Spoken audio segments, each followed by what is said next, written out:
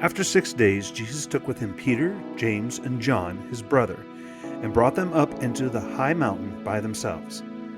He was changed before them. His face shone like the sun, and his garments became as white as the light.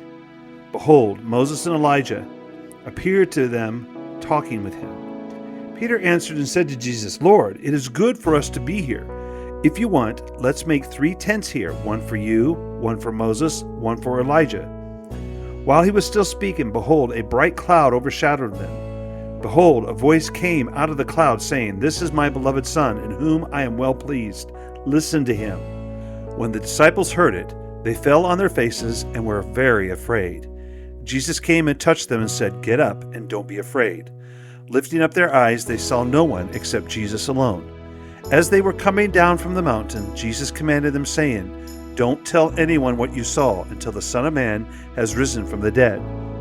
His disciples asked him, saying, "Then why do the scribes say that Elijah must come first?"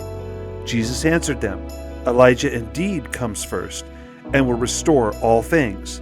But I tell you that Elijah has come already, and they didn't recognize him, but did to him whatever they wanted to. Even so the Son of Man will also suffer by them." Then the disciples understood that he spoke to them of John the Baptizer.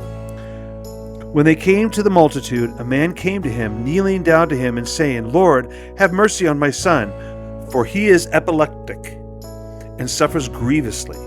For he often falls into the fire and often into the water. So I brought him to your disciples, and they could not cure him." Jesus answered, "Faithless and perverse generation, how long will I be with you? How long will I bear with you? Bring him here to me." Jesus rebuked the demon, and it went out of him, and the boy was cured from that hour. Then the disciples came to Jesus privately and said, "Why weren't we able to cast it out?" He said to them, "Because of your unbelief.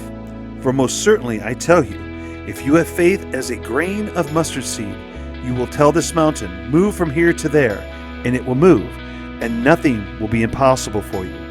But this kind doesn't go out except by praying and fasting." While they were staying in Galilee, Jesus said to them, "The Son of Man is about to be delivered up into the hands of men, and they will kill him, and the 3rd day he will be raised up." They were exceedingly sorry.